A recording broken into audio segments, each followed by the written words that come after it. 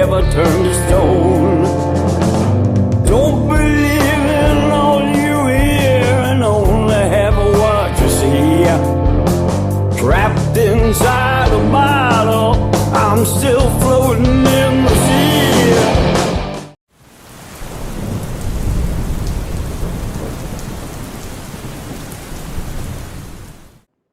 Hey, it's Blastzone Mike, and welcome to Blastzone Mike's Fire Rock TV show. We are in our 4th season.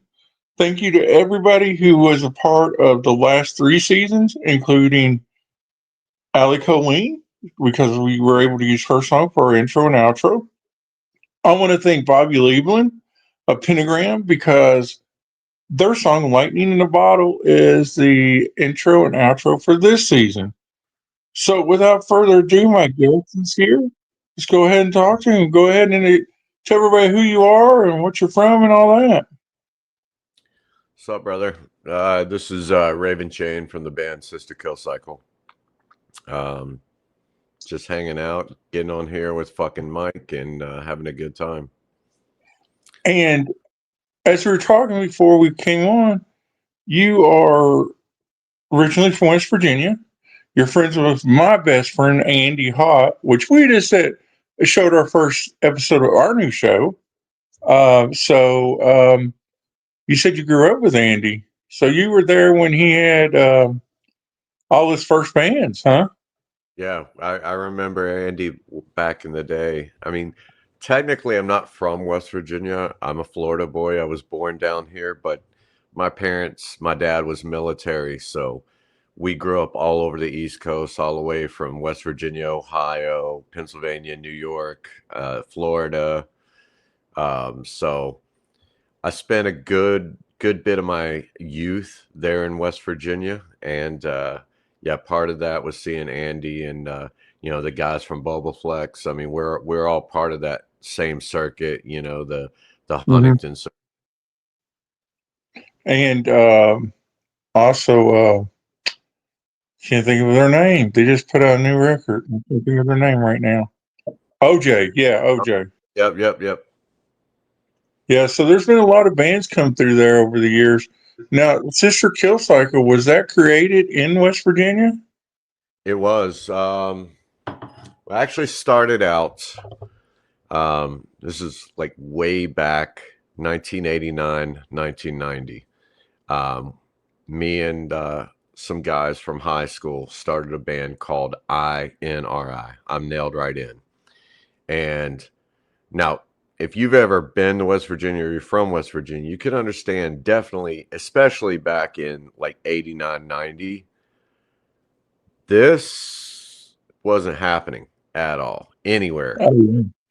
So, I was already the freak of the week going through junior high and stuff, like, in the early to mid 80s, looking like Robert Smith from The Cure and like all the underground goth bands with the makeup and stuff. I guess from an early age, I was just a freak, so I didn't care. I did what I wanted. Fast forward, the band just kept playing and playing. Like when I turned 16, I bought a Ford Econoline, actually right there in St. Albans, West Virginia. And the guys and I just jumped in that van and we started sending out. Back then there were no emails or anything like that. We started sending out mailers like with pictures of us and we want to come, book your club. So 16, 17 years old, we were traveling up and down the East Coast, playing Jersey, New York City. We played like a lot of cool play. We actually got to play CBGB's before it shut down. So that was really cool. And then it just evolved. Members dropped out, did other things. I kept getting members. I'm a stubborn asshole. I don't know what stop means. So instead of like just trying to create a whole new band, I just loved what I was doing with the band. So I just came up with a new name. We added some new members, and Kill Cycle was born. And everybody there in the local area at this time, this was probably around 2000, going into 2001. The scene there started going to more like that Pantera hardcore crowd. All the bands were starting to sound like that. So everybody thought we were a hardcore band. And I'm like, I don't want to be mistaken for that. So I took like, I would love to say it was from Sisters of Mercy, but the sister actually came from Twisted Sister. You got these big freaking grown ass men wearing makeup called Twisted Sister. And I was like, that's cool. That's branding enough. Maybe people will think to that. I'll throw Sister in front of Kill Cycle, and there you go. The first band that Blackie Lawless had. Yeah. Well, I think Nikki was part of that band too. Nikki Sixx was part of that band for a minute. Yep, Nikki Sixx. So you were doing this precursor to Marilyn Manson, actually, because Manson didn't break till what, 93 or 4? When Manson broke with the 9 Inch Nails tour?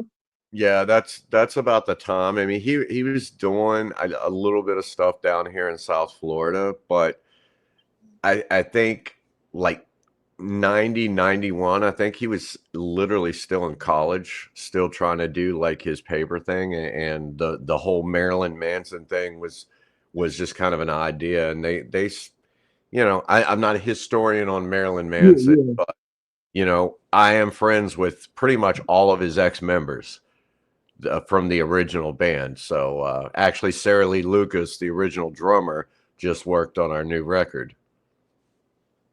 You need to put a thing with that, the ones that are still alive, because there's several of them that are dead now.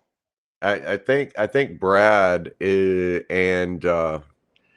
Brad, the original bass player, died, and then the guitar player, he passed away. God, I guess it has been a while now, but Scott Patowski, I still talk to his sister. Yeah, the first time I seen Manson was on the 9 Inch Nails tour, and I tell this story to everybody because it's true. It was at Louisville Gardens, and I was in the bathroom and look over, and he's pissing beside me, and I'm like, wow, I didn't know who Manson was. I went to that show to see 9 Inch Nails and become a Manson fan, and I saw Manson also with Danzig when he were on the Smells Like Children tour, and those are my favorite eras of Manson. Except for, I got to say, the new Manson album is phenomenal. It's fucking phenomenal. It's amazing to see a guy that got canceled come back with a fury. I mean, just with a fury. And I've got my wife into Manson now. You know, when people talk shit about him, she goes off and just like, well, that's not right. You know, he's not doing drugs, he's not drinking, he looks good, you know, and I missed him every time he's came. I'm hoping that this year will be the year I get to go see him play, you know, the new stuff. And I really, really physically enjoy Manson. But back to you.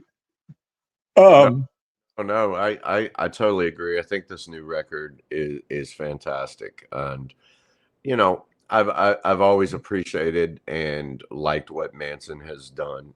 So yeah, seeing him come out of that cancel bullshit he deserves every second of the glory he's getting. I mean, it's just Definitely a time period right now where it's very strange. It's you know, everything is digital. Nobody's getting their face smacked in a playground anymore. So people talk shit. People make up allegations. They don't even have. It's baseless. They don't even have to have anything behind it. You just make an allegation, and then people will start running with it. So I the whole New Orleans Nazi bullshit. You know, I'm like, you can't cancel me. I cancel myself. Fuck you. You got no power over me. Yeah, and I think that's the worst part of our society today. Like, I'm a huge wrestling fan, so I watch wrestling anytime I can watch it. And I wish we could go back to those days. And this goes for music too, because we all grew up looking at Metal Age magazine. I mean, that was our Bible, you know. And our Bible to be who we wanted to be was the metal years. And kids today don't have those experiences. They don't remember standing in line for GNR, usually 1 and 2 all day and all night because it came out at midnight. You know, because everything's so digital now. You know, I work with a label and I've signed several bands and their stuff's come out, but I always get hit in the face with nobody wants physical music. Nobody wants physical. They want digital. But as you know, being a musician, you can't make no money in the digital world. There's no way to make money. And And people don't understand there's two different versions of digital. There's streaming and there's downloading. So if right. somebody downloads your album say off Amazon, you make a little money.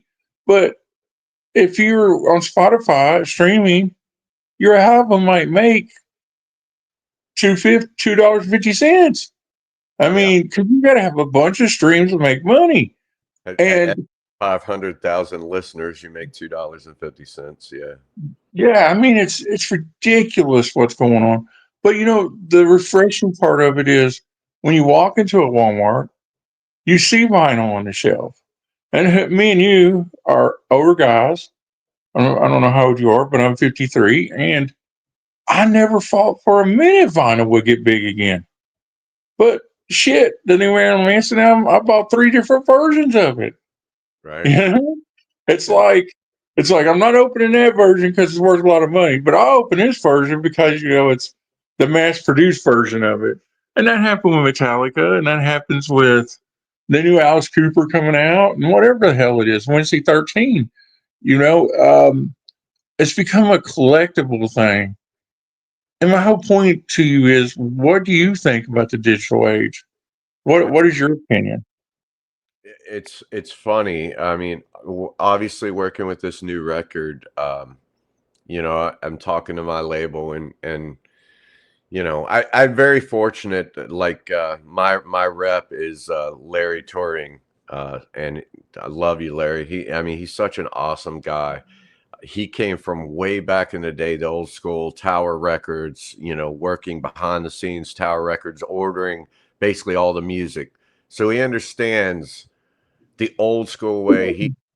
We quarrel a little bit about this digital, media, but man, I got to tell you, I've always been one to get one and one on Facebook. As you know, I talk to my fans, I talk to my haters.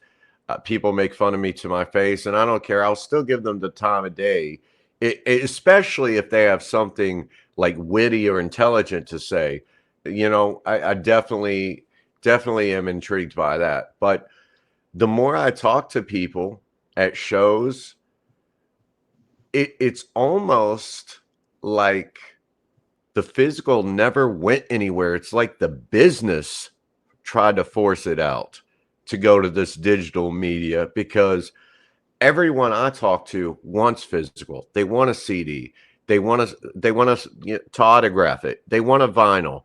Everybody asks me, "Is this album coming out on vinyl?" And I'm like, "Well, I guess it is because if there's a want for it, then we're going to provide that to our fans." And I old school, I'm right up there with you in age, and there's something beautiful about like going to the record store, like you said, and even Mhm. on as much of a pain in the ass as it was, and you hoping they had enough copies that they didn't run out. When you got that in your hand and you opened up, first thing everyone did, smell the inside. I mean, Oh, yeah. that smell is irreplaceable. You can't miss it.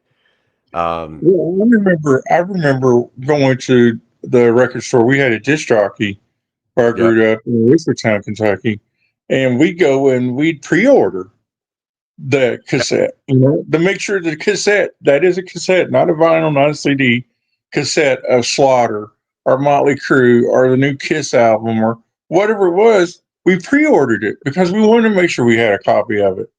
And we pre-order online and they send us our shit, but it's not the same. It's not the same as going into a record store and buying it and seeing everything there. I remember when they used to have these things where you could put these earphones on Yep, and and listen. you The could album, sample albums before you bought them. right? It was the experience. You know what? I never people can say, "Oh, well, I can sample stuff now." Yeah, but that's looking at YouTube. What's that? You're sitting on your ass in your house.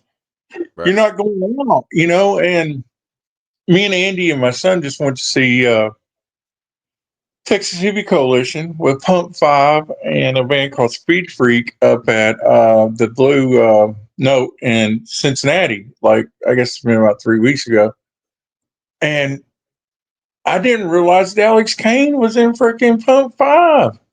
Yeah, man. And Alex Kane, you know, from LSD, from he played with Enough Snuff, he played with Don, he still plays with Donnie.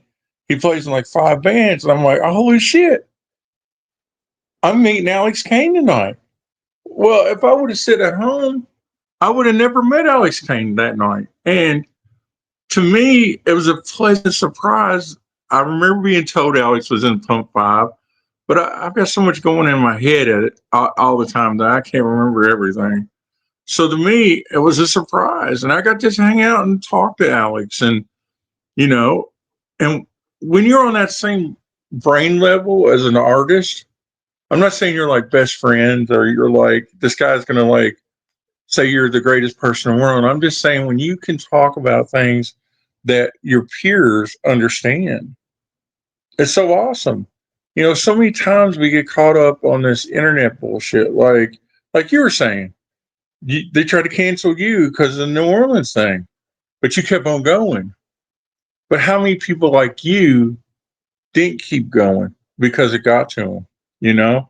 And my thing to you is, how did it not get to you? I mean, because you seem like you grew up that freak nobody wanted to be around, but then when they tried to cancel you, I mean, how did that?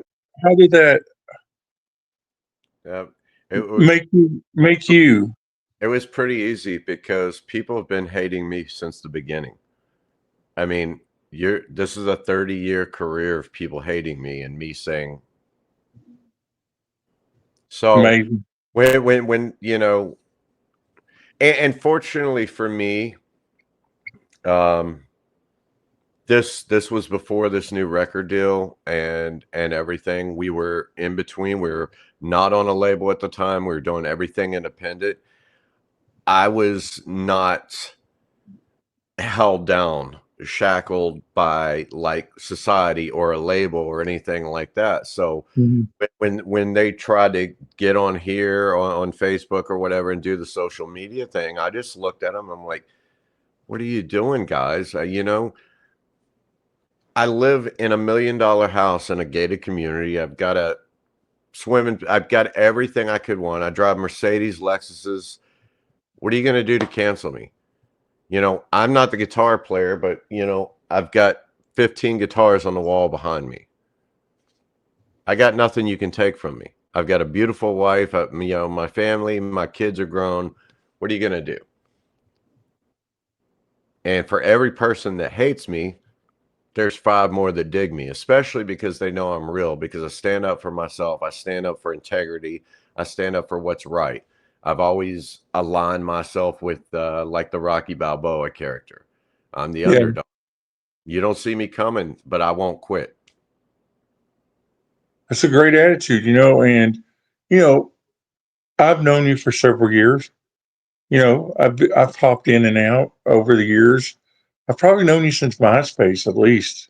You Yeah. know, Yep. and I've seen how you've grown. I wish I would have thought about talking to you about the label I work for, but you know, that's something that maybe we can do in the future because I'd love to work with you. And I think the president of the company would love to work with you because we don't have anybody like you on our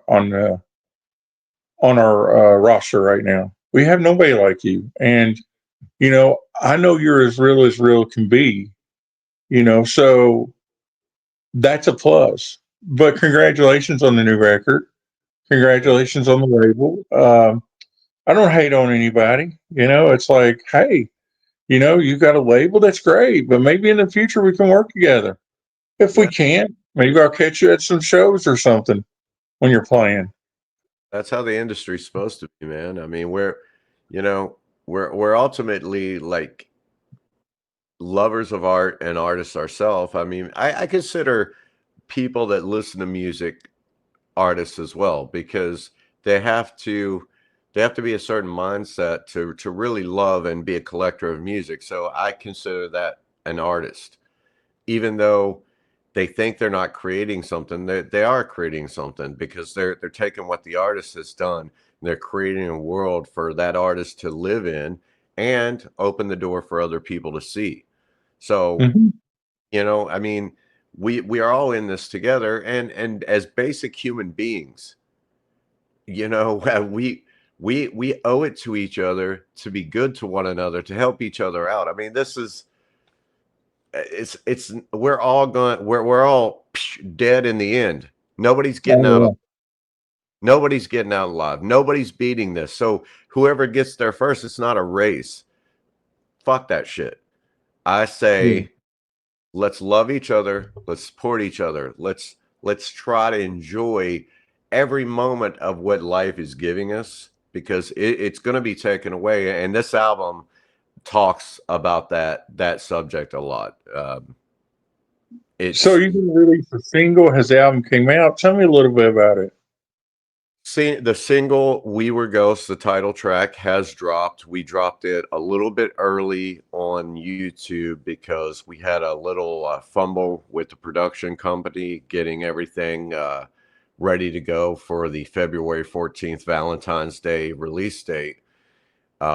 So instead of making our fans wait a prolonged amount of time until we got our shit figured out, I was like, well, let's take the single track, we'll make it a lyric video. That way we can already get people, like, give them something to bite into.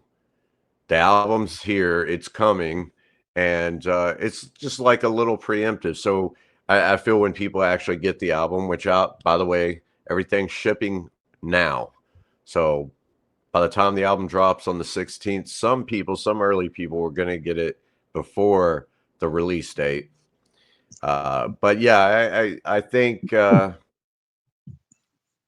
think releasing that single, gave them something going into the album that's going to be familiar, and it's been doing really well. So I'm very thankful for the people that have already shown support and all the copies that have gone out, the pre-saves that have happened. I've In my whole career, I've never had things like this happen, this many pre-sales and pre-saves. Well, good things come to good people. Um, I, like I said when we started, you know, I was given the opportunity to do this show on the Fire Rock YouTube, where the label is.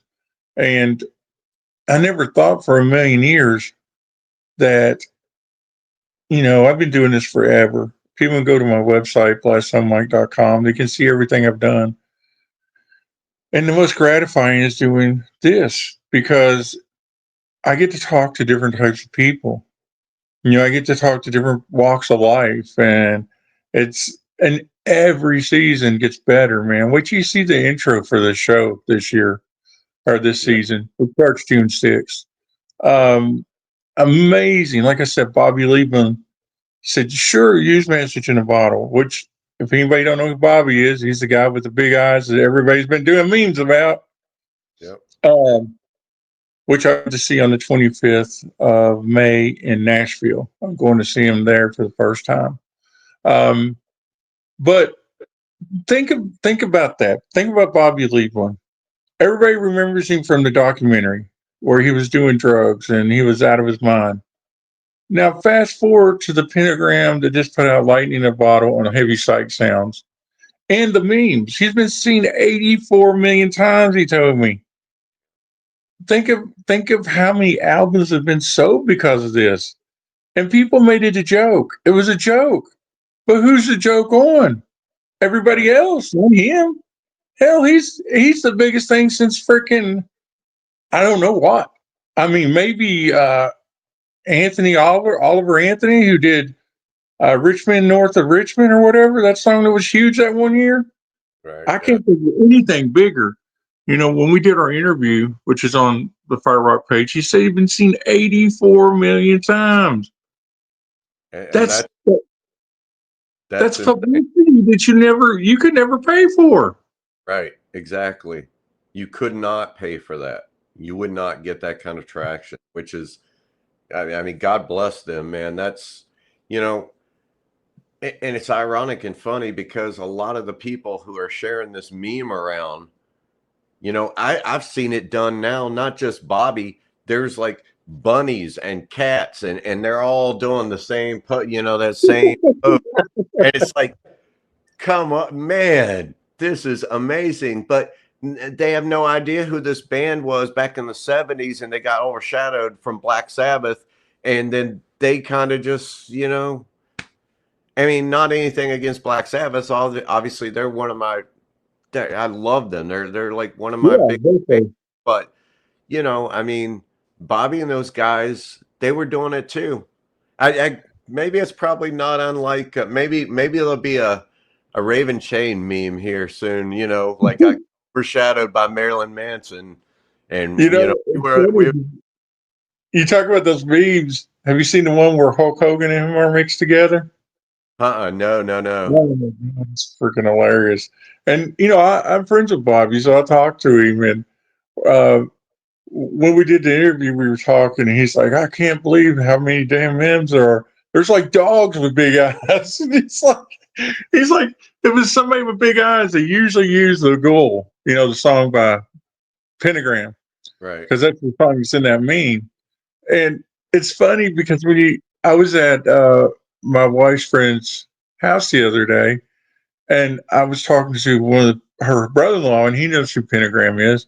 Well, her boyfriend pipes in and goes, "Oh, I seen that meme. I went and watched the documentary. He's a he's a crazy kind of guy." I said, "Yeah, I talk to him about every day." Yeah. And I knew him before he got famous for this. I knew him like 2 years ago because we were working on a project together for the label, and that's how I met him. But man, I mean, success, man. I mean, like with you when he tried to cancel you, some of that backfired because people were like on your side.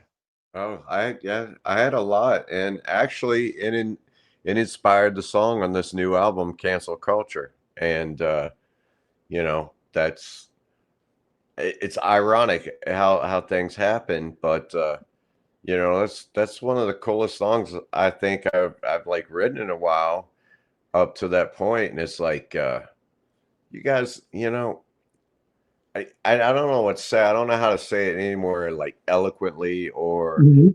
try not to like be in your face, like rub people's faces and stuff. But what did you think was going to happen? I mean, look, what, dude, I spent my 13, 14, 15-year-old self getting beat up on a daily basis.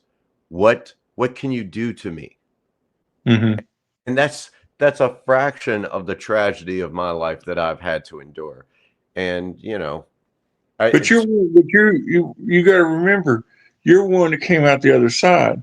Other people in your situation have either gone insane or killed themselves because you feel there's no other way out.